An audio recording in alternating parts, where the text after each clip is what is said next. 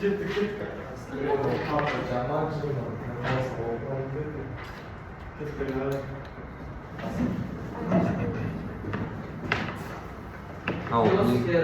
Hari için cevap vermedin miyiz ya? Ne mi? Görünüyor mu? Değil mi?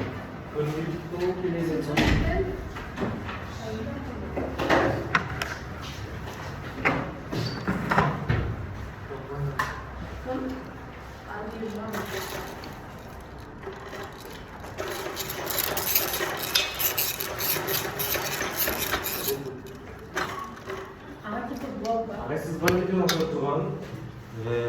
Evet, ne var? Mağaya mı? Ondan arka kalpak. Sola arka. Selim жолдап қойсын дема. Қайсы сарғайды? Assalamualaikum ağay ağays. 20-ге қайсы? Oldu. Ал. Видеосы вақыт бар. В общем, бүгін бізде қандай тақырып? Биосфера, иә? Биосфера деген жалпы осыған дейін біз қандай сфераларды өттік?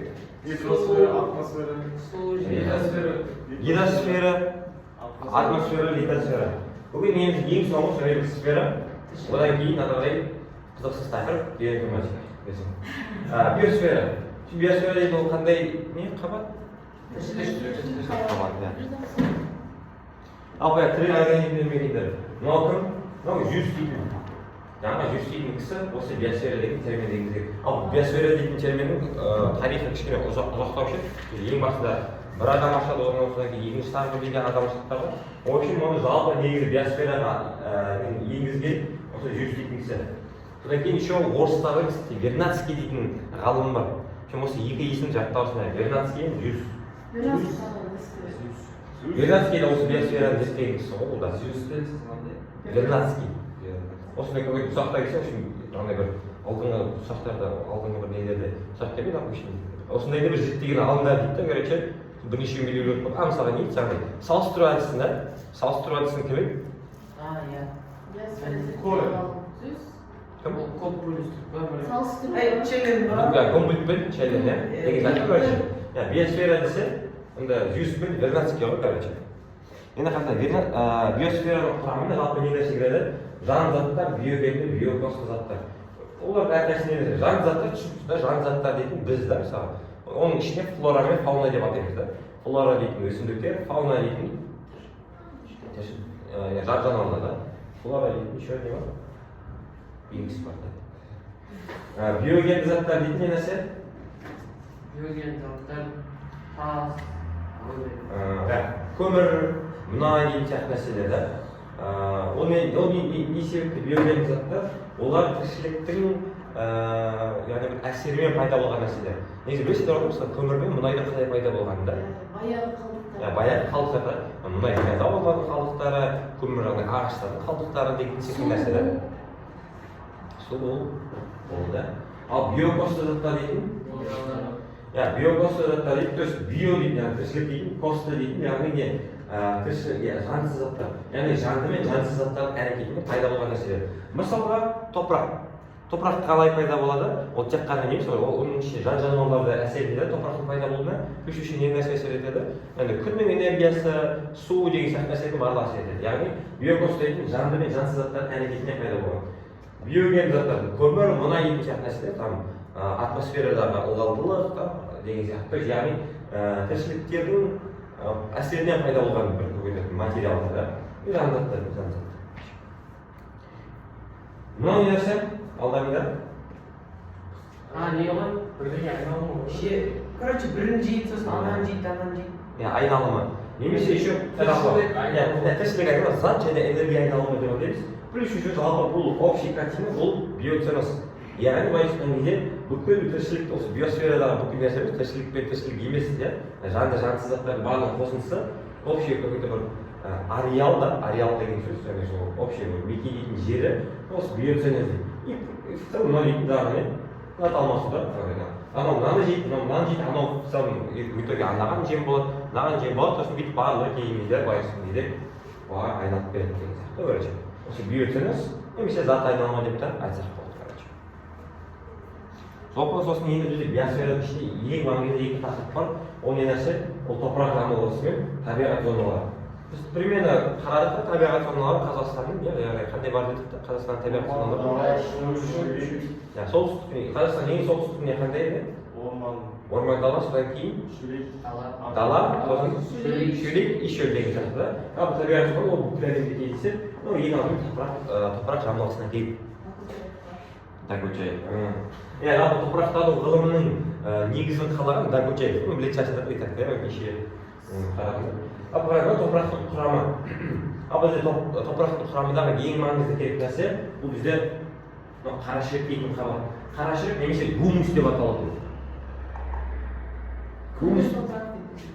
Атаулары бар да. Гумус дейтін қарашірік. Яғни қарашірік дейтін осы топырақтың бүкіл энергиясы сақталған бір қабаты да, яғни көкөніс өсімдік өсу үшін осы қарашірік қабаты мол болу керек.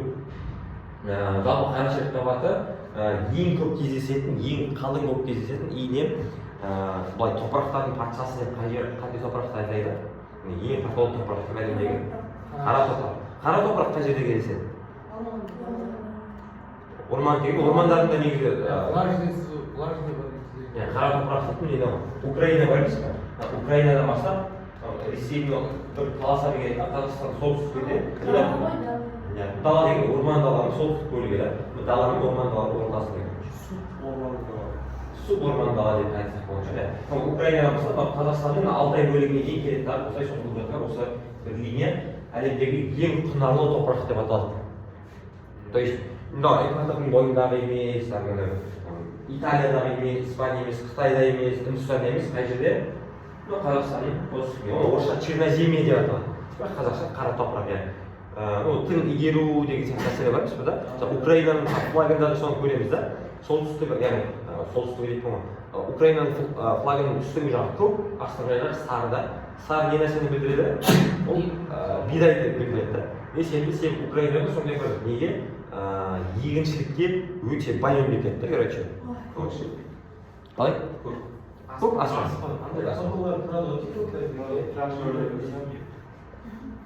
Қазақстанда осы қарашірінді қабаты солтүстік региондарда примерно 7-9 сантиметр болатындағы, ол солтүстікке дейін барған кезде азайып примерно біздің кезде почти нөл болып қалады деген. Бізде де Қазақстанда болса, Сырдарияны сәл бүйтіп ар жаққа қарай кетсеңдер, топырағымызда қара ештеңе жоқ та. Әшейін бір көкек аттас сияқты бір аппақ бірдеңе да. Ол сазды немесе саздақ деп айтады. Оның түрлері бар, тастақ деп айтатын да нәрселер бар, түрлері бар. Осы топырақтың осы мынандай нәрсе. Енді топырақ қалай пайда болады жалпы бізде? Қалай пайда болады? Аспаннан келіп түсе ма, метеорит келіп оны алып бере ма, оны былай адамдар қолдан жасаған. Олай жаратылысы ғой жалпы, именно физически тұрғыда ол қалай пайда болады? Короче, бірдеңелердің қалдықтарынан ол етін өңгеріп, солай емес пе? Ол да бірдеңенің қалдығы. Ненің қалдығы? Су нәжіс қой, короче. Су андай бақша егетін кезде сөйтіп ағып келеді ғой. Топырақ Навоз бар өсім. андай көң деген темалар болады ғой. Темалар. Видео. Чтобы отдых прошел без сюрпризов, пройдите посуточно на крыше Дизеля. Зайдите в раздел укажите даты, выбирайте проверенные квартиры с безопасными оплатой. Крыша Дизеля. Проверьте онлайн, отдыхайте с удовольствием. So, what is the process of soil formation? There is another term given to it. It is called pedogenesis. The person who studies soil is called pedologist. Now, when we think of soil, these are tiny debris or particles. And where do these particles come from? Now, that's the first question. Топырақ дейтін жалпы оның нәрсе, осындай бір кішкене частичкалар да, кішкене частичка. Ол частичкалар, частичка қалай қазақша қалай болады? Бөліктер ма? Бөліктер осы қай жерден пайда болады? It all starts with weathering of rocks. Weathering is an exogenic force. Ауа райының андыруға. Weathering дейтін, ол эрозия дейтін сөз. Эрозия дегенде келеміз та. It's get weathered due to activities of wind, glaciers, rivers, rain, waves and currents. Эрозияның қандай түрлері бар деді? Жел эрозиясы бар, ice deyip, яғни бір мұздардың эрозиясы бар. Өзеннің, судың, яғни жаңбырдың толқындары былайша екіге бөлуге болады, яғни мыналар су эрозиясы, жел эрозиясы деп бөлуге болады негізі. So these are agents that help in weathering rocks. But how does it happen? That's what we'll see now. So when it rains, water falls on the rocks and they sweep into the cracks of rocks and freezes. Frozen water expands and that exerts pressure on the walls of the rock. This pressure is enough to make the walls crack further apart, thus expanding and deepening the crack. This is what happens to the city roads and footpaths. That's how they crack. Another way crack is due to the actions of plants and animals. Some plants like mosses and lichens are capable of growing without soil on bare rock. While growing, their roots penetrate into the rocks by creating pores. And when mosses and lichens grow into grasses and короче, климаттан, судан пайда болады. Короче, өсіру арқылы минералдардан тау жыныстардан пайда болады. Мынандай андай мысал білетін шығарсыңдар да, мысалға. Егер бір тамшы су қайта түсе берсе, ол тіпті тасты да жарып шығады. Мына жерде тура сондай мысал бар, короче. Жаңбыр жауа береді. Сосын бүйтіп жаңағы бүйтіп бастайды. И в конце, короче, бұл дейтін желдің әсерінен, адамның әсерінен, күннің әсерінен, басқа сыртқы факторлардың аты қалай еді жаңағы? Мысалы, белгілі бір ландшафтты тудыратын экзогенді да. Экзогенді процестер дейді да. Экзогенді процестердің әсерінен осы тастар, короче, үгітілуі кәдімгі семді. Кім, мысалы, стройкада істегендерің бар ма? Стройкада да сондай ғой, мысалы, істесең ше, ар жақта тасты алып үгіте берсең бір құм сияқты болып кетпей ма, иә? Вот тура сол ғой, короче. Ол құм сияқты болып кетеді, ақыр соңында топыраққа айналады. Жалпы алған кезде топырақтың түзілуі өте қиын процесс. Қалай дейді, жаңағыдай бір 10 сантиметрлік бір топырақтың пайда болу үшін қанша уақыт кетеді дейді? 1000-дан 1200 жылға дейін уақыт кетеді дейді. Ол өте көп, то есть оны біз былайша, может быть, біздің қазіргі өмір сүріп жатқан бүйтіп алып жатқан бақшалар бар ма, кімнің үйінде дача. Мысалы, сол дача болса, примерно 1000 жыл бұрын пайда болған топырақ болуы да мүмкін. Но бір прикол. Вулкан бар дейсіз, жанартаулар атқылаған кезде сыртқа не шығарады? Лава шығарады, пыл шығарады, былайша күл. Содан кейін сол шығарған кезде қата, содан кейін ол салқындай. И получается, ана жер дейтін әлемдегі тоже ең бір құнарлы жерлердің бірі. И олардың плюсы, яғни анау кәдімгі топырақтар 1000-1200 жыл құралатын болса, аналар бірнеше 10 жылдықта ғана уже кәдімгідей бірдеңке өсіруге болатындай құнарлы болып кетеді. Андай бір видеоларда көргенсіңдер ме, көрмегенсіңдер білмеймін, яғни бұрында бірнеше 2000 жылдардың басында бір какой-то атқылаған лавада қазір жаңағы өсімдік өсіп жатады, адамдар өсіп жатады деген сияқты, короче. Мәселе лава дейтін, яғни жанартау дейтін өте бір разрушительный хаос болғанымен, оның артынан келетін нәрсе қандай? Үлкен бір күшті жақсы нәрсе да, короче. Нәрсе алып кетті, құнарлықты алып келеді. Цикл. Ал топырақтың жалпы эрозияға ұшырайды. Эрозия дейтін не нәрсе? Яғни басқа топырақтың бұзылуы, бағана анау бөлігі, қара шірігінің бөлігі бұзылуы ғой. Сол негізі екіге бөлінеді. Ол қандай? Су эрозиясы және жел эрозиясы. Ал осында Қазақстанда қай бөлігі басымырақ? Жел эрозиясы. Не себепті? Жел, короче, қар соға береді, топырақтың үстіндегі пайдалы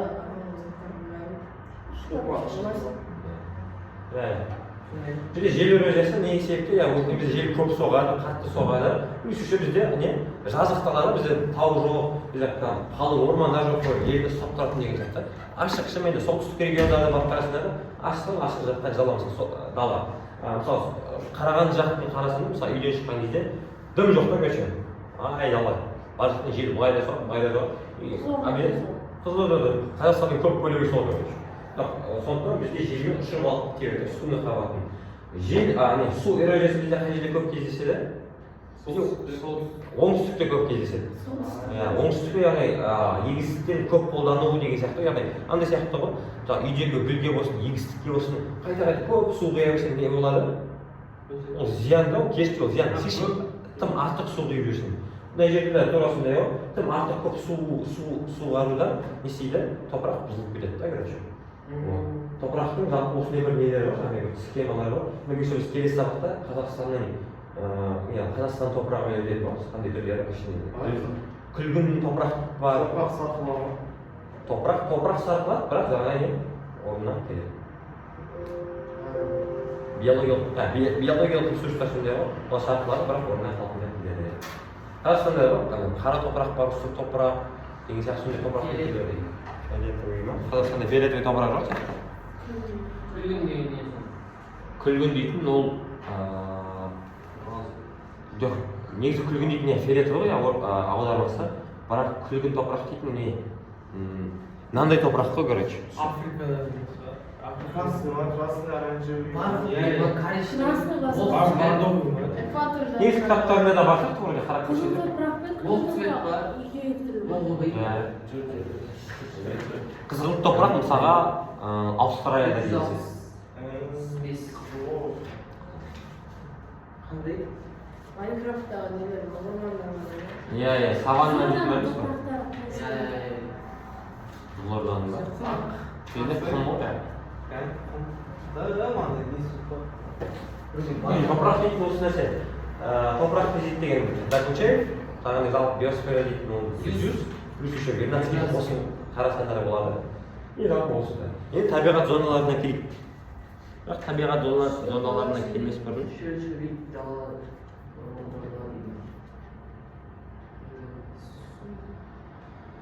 Бірақ жалпы неге табиғат зоналарына келмес бұрын мынандай бір нәрсені қарау керек. Ол географиялық қабық дегеннен басталады ғой, короче. Географиялық қабық деген нәрсе Қабық деген.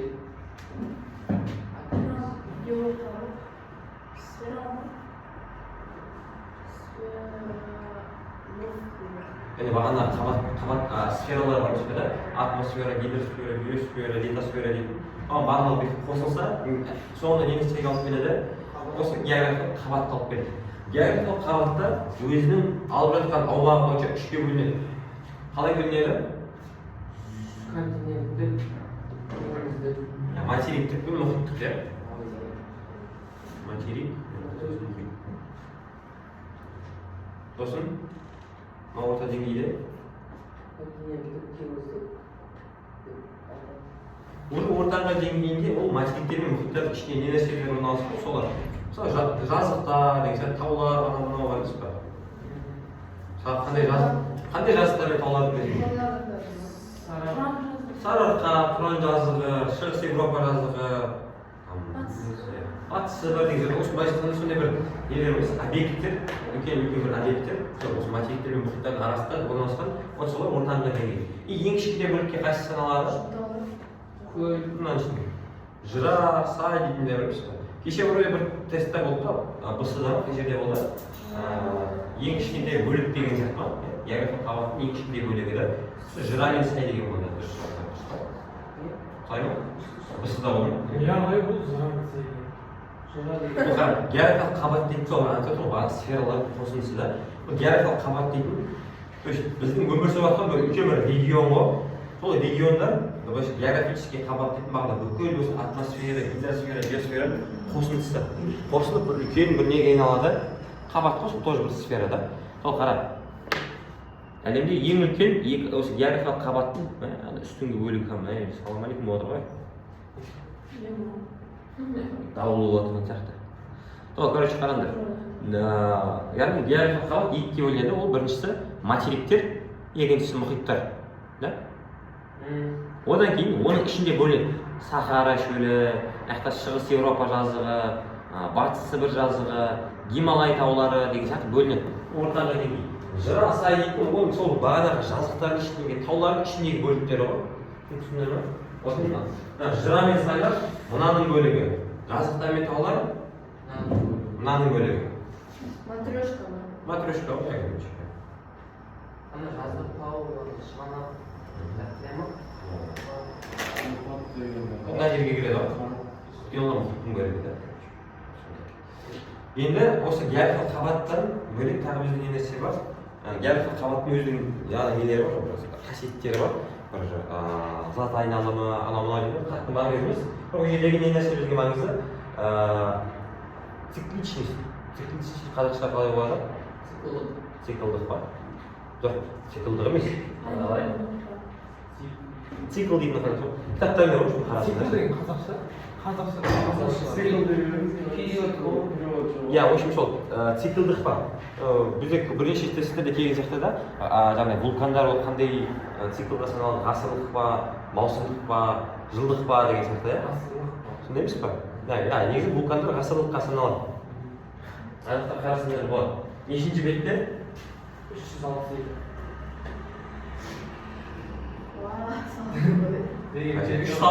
Қайталанып отыру отсын. Айналып. Иә, қайталанып отыру деп қазақша тұр ма? цикл деген информация цикл деп тұрады ғой. Информация басқа нәрсе. Басқа аудармасы ғой. цикл деген Цикл, иә? Яғни Значение не меняется. яғни географиялық қабаттағы сондай бір конкретті процестердің, құбылыстардың бір қайта өзгеруі, пайда болуының сол бір циклдығы да. Ең кішкентай цикл қандай? Күндік тәулік шығар. Сағат. Сағаттық миллисекунд. Тәуліктің. Кітап таба ма? Мен сәл таппай қалдым Яғни бұдан тұр деген ғой. Кімді? Әділет. Адрес содан кейін қайтап келді, содан кейін қайтты Тәуліктік цикл, иә? Маусымдық цикл. Ең кішкентай қайсысы? Тәуліктік. Тәуліктіктің ішіне не нәрсе кіреді? Яғни былайша күн мен түннің ауысуы былайша қандай, иә? Сосын немесе бриз кіреді, осыған. Бриз не нәрсе? Екі тәуліктің кіреді. Маусымдыққа болсын. Маусымдық, да? Маусымдық бұл соңғы мысалы, иә? Сосын не нәрсе бар, келесі? Қалай? Жылдық деген болмайды, иә? Біз 40 жыл сайын ылғалды және сондай жылдардан жылға және құрғақ жылдармен алмасуы күндердің сулануы күн қарқынды Я осындай, короче, негізі мынау пайда логичный нәрсе, типа, хат мида қатырудың қажеті жоқ, түсінікті ғой, тәулік сайын не нәрсе өзгереді деген сияқты, короче, маусым сайын не өзгереді, ғасыр сайын не өзгереді деген сияқты. Ол қалайсың болып тұр, оған проблема жоқ деп ойлаймын. Сол. Енді біз мынау неге табиғат зоналарына келсек, табиғат зоналарында жалпы зональность дейтін бар да, зоналылық. Ол не ол зоналылық дейтін? аймақтарға бөлінеді, оның ерекшеліктері бір географиялық сипаттарына байланысты, оның ішінде температурасы бар, жауын-шашындары бар, оның ішіндегі сол флора мен фаунасы бар. Соған байланысты көкөйтер байланысқан кезде географиялық бір қабаттар ғой, короче, да. Енді олар қалай қарай өзгереді? Неден бастап, экватордан бастап, полюстерге қарай өзгереді да. Полюстерге, яғни ендік бағыт бойынша. Ендік бағыт бойынша өзгеруі ол не? Ол зоналық деп аталады. Ал егер мысалға яғни олар ендік бойынша өзгеріп жатыр да. Ал егер ендік емес, мысалға алып қарайық. Иран бар да. Иранда қандай не? Табиғат зонасы шөл да мысалға. Бірақ мына бір бөлігіне қарай. Мына бір бөлігіне қарай. Burası var işte, orman var öyle. Çok zor bir kaldı. Ben de biraz orman. Aynı şekilde ne gibi şöyle bu arada artık ne gibi kaldı orman oldu. Ne sebepti? Sebep ne yapın bölümünde tavlar ornansın. Demek ki tavların boyunda minesi azonalılık dedi. Azonalılık dedi yani yendik емес бағытта өзгереді. Мысалы айтып мысалы Сырдарияның бойында мысалы өзенде үлкен өзендердің бойында да басқаша бір табиғи бір сипат алып кетсе, ол не болады тоже опять-таки? Ол да азоналылық болады да. Таулар бойынша өзгеруі да. Мысалы өзіміздің немізбен мысалмен қарайтын болсақ, Алматы. Негізі Алматының деңгейі қандай бір неде? Қандай табиғат зонасында? Тоже шөл негізі. Шөл мен шөлейді.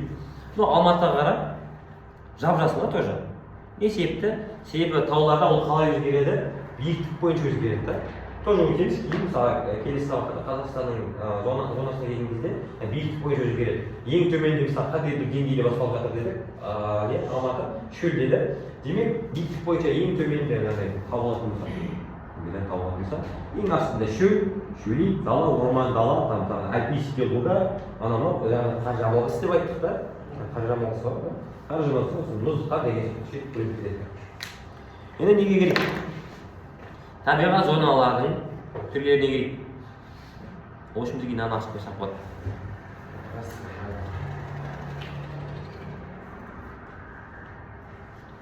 Мынау не бізде? Мен соны қалай келеді. Қараңыз, мынау климаттық зоналар мен негізі табиғат зоналары екеуі кәдімгі почти параллель келеді да. Оны қазір қарайық. Ең мынау солтүстікте орналасқан қандай зона? Арктический и бірдеңе. Ақ деңгейлі көріп тұрсың ғой? Аралдары, Гренландия, немесе мына жердегі Антарктида да. Олар дейтін қандай? Арктикалық, антарктикалық шөлдер деп аталады. Арктика мен Антарктиканың қандай айырмашылығы бар? Ол солтүстік оңтүстік. Иә. Мына бөлігі қалай аталады? Антарктика. Солтүстік бөлігі? Арктика. Иә. Ал онда сұрақтар кім жауап берген сөйледі? Кстати, ең 11 жылға Диана Жанаров. Натурелер, бәсе бір жетіспейді.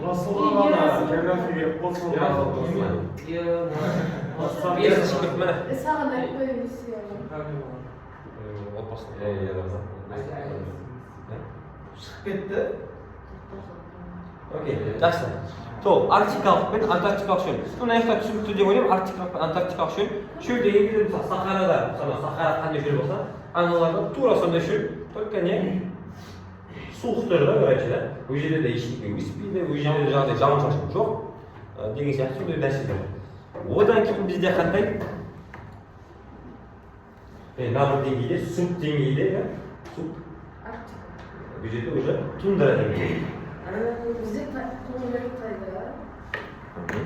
Тундра деңгейі, мысалы аяққа бетіп қарасақ болады. Сахара. Тундра дейтін кәдімгі не емес, арктикалық шөл сияқты емес. Бұл жерде жаңағыдан нәрселер, мына жақта біз қарай аламыз ба?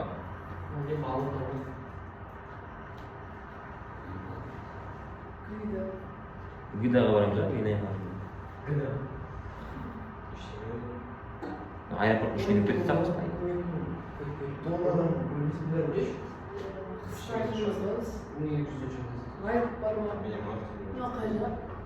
Ома Ресейдің ең солтүстігі Москва.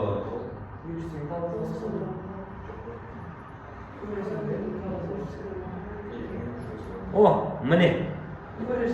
Енді сәл кішкене қараңғы. Андай бар еще. Негізі тундрада свайы бар да, бұл не? Өтпелі зона ше. Мысалы шөлейт дегенде өтпелі зона бар да, дала мен шөлдің арасында бір өтпелі зона да. Шөлейт деген кезде айтамыз мысалға. Дала дейтін кәдімгі шөп тесін сондай бір жер, шөп тесін дейтін кәдімгі шөп өсетін сондай бір далалы жазық жер. Шөл дейтін ол құмдағы жер да. Яғни құм өсетін жер десең ба. Құмды жер да. Шөлейт дейтін соның арасында, короче. Оны тоже қазір нәрселерде көрсететін боламыз. Үшін мысалы далада кәдімгі шөп болатын болса, шөлейтте шөп емес, уже енді яғни бір деңгейлер ше, короче. Сондай бір нәрселер өсіп тұрады. Мынау тундра дейтін тура сондай бір зона. Ана шөлден келесі деңгей бар, тайга дейтін. Тайга дейтін ол уже кәдімгі қалың ормандар, Сібірдің ормандары. Сол ормандар мен мына бір шөлдің арасындағы бір деңгей. Бұл жерде ше бір кішкене шөл сияқты сондай бір нәрсе, шөл деп қоймай, шөп сияқты бір нәрселер өседі. Мына қатты емес та, короче, былайша тақыр жер. Осындай бір далалы. Қарасында мынау кейін қысты жер. Кішкене шөптер көрініп тұр ма? Шөптер да, короче. Тундра дейтін осы бір мынандай жер. Яғни бір субарктикалық жер болмаса.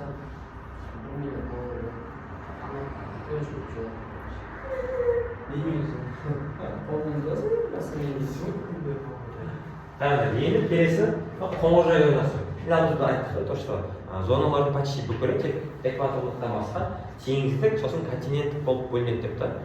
Қоңыржай бөлігінің теңіздік бөлігі мына бір бөлігі деп айтсақ та. Ресей ғой, короче, Ресейдің мына бір бөлігі бұл тайга деп аталады. Тайга дейтін кеші тоже сұрақ кетті, осындай қоңыржай көлдердегі табиғат зонасы депті. Ол тай- тундра деп коебу, саванна деп коебу. Тайга дейтін, в общем, қалың ормандар ғой. Мына жерде біз көрсете алсам.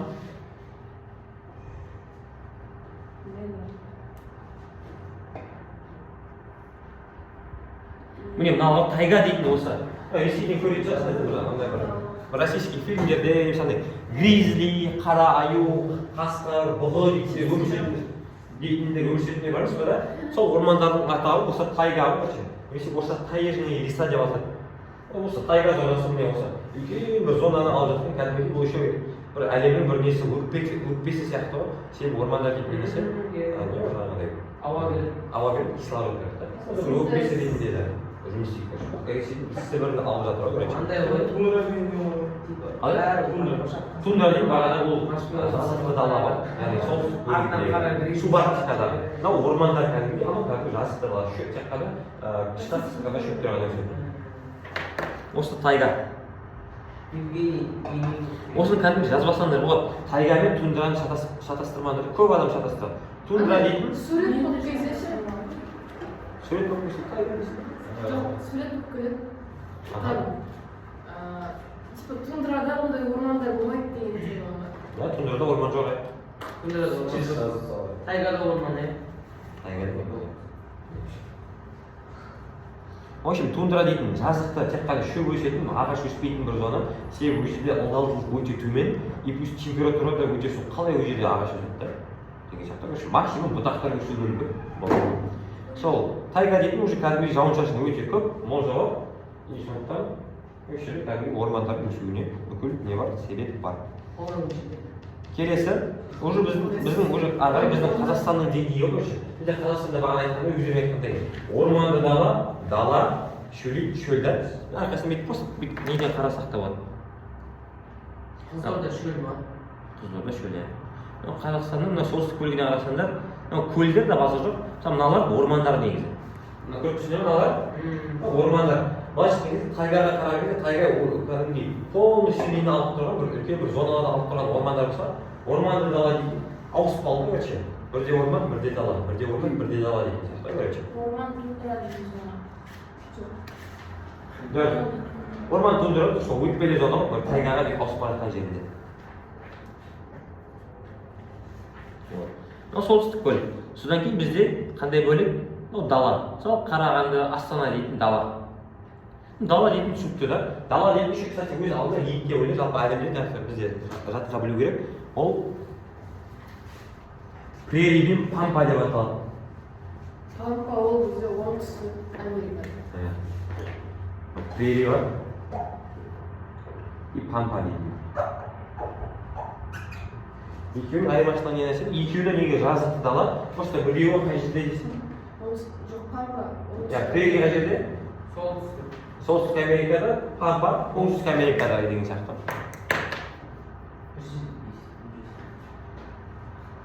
Спирит, душа, прерий дейтін осы ғой. Сонда мультикте алды көретін болсын деп. Спирит, душа, прерий. На мультик. Прерий. Істеп жүреді деген тема. Міне. Бұны ағылшын өздері американецтер Great Plains деп айтады. Ұлы жазық деп атады. Біз де өздері айтамыз, ұлы дала деп айтамыз да. Олар өздері ұлы жазық деп айтады. Мына Американың мына бір бөлігі, короче, осы ұлы жазық деп атады. Great Plains. Немесе прерий деп атады. Прерий дейтін, короче, бұл местный бір индийский тілден аударған кезде не бір метрлік шөп дегенді мағынаны білдіреді. Шөп деген шалғын деген мағынаны білдіреді. Бұлар дейтін бір метрге дейін барады, сондай шөптер бар короче. Вот осындай. Прерий, бұл солтүстік Америка, осы бір далалық зонасын атайды. Пампа дейтін қай бөлігінде орналасқан? Пампа дейтін мына жерде Аргентинада орналасқан ғой, былайша айтқан кезде. Аргентина. Міне, мына бір далалық зонаны, осындай бір жазық зонаны Пампа деп атайды оңтүстік Америкада. Пампа мен прерий тоже жатта осындай жазық осындай болады. Дәптерің бар ма негізі жалпы? Лапа провинция.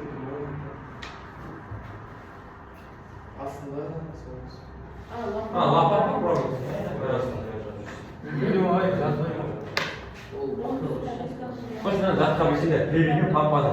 Ертең келген кезде Самел. деп қойды. қалай келеді ол сұрақта біреу автодан атып келе ма? Я андай бір сұрақ беруі мүмкінсің. Оңтүстік Америкада жазықты даланың атауы деп беруі мүмкін. Немесе оңтүстік Америкадағы биік таулардағы зона деп атауы мүмкін деген сияқты әртүрлі беруі мүмкін. Пампа ғой, короче. Жазық тау ол пампа. Преби, солтүстік Америка. Қай күйген ал, короче. Жоқ, бізде Білемін? Бізде жазық қала ғой. Бізде Сарыарқа ғой. Содан кейін шөлейт. кеше өтемезсің. Қай жаққа? Қазақстанға ма? Қызылорда? Не? Это же? Саған Қызылорда. Жода. Жаңа жалап дейді. Міне, мынау осы шөлейтті зона. Астында бір прям дала емес, үлкен биік шөптер жоқ. Әшейін былайша кезде бір какой-то не то шөл, не то дала, осындай бір жер шөлейт та, короче. Былайша өтпелі зона. Қызылорда мен Шымкенттің арасында біреу бар. Понятно. Неден басталды? Болған аламау жер дейді. Онда ма оңырау?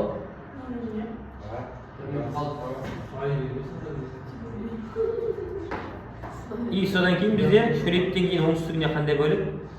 Шөл. Арал ғой вообще. Қалдасы. Міне өте қызық нәрсе. Мысалы Сахара шөлі да. Одан кейін тура сол деңгейде орналасқан мынау Рук-эль-Хали шөлі. Осы Сауд Арабияда. Мынау Үндістан мен Пакистанның орналасқан Тар шөлі. Гоби деп бар. Гобидің ана бір бөліктері. Ана айтып шашын. Осында оңтүстік Африканың мына бөлігінде Калахари мен Намиб шөлі бар. Ол ана нені? Иә. Жел Ағыстанның естімей ма? Тура сол деңгейде Австралияның шөлі бар. И тура сол деңгейде оңтүстік Америкада Атакама шөлі бар. Қазақстанда барлығы қандай бір какой-то линияда орналасқанда. Не себепті? Ол анау ағыстардың әсерінен ме? Тропикте орналасқан. Анау барлығы тропикте да. Бізде тропиктің қандай зона еді? Аридті зонада. Аридті яғни шөлдер тараған зона.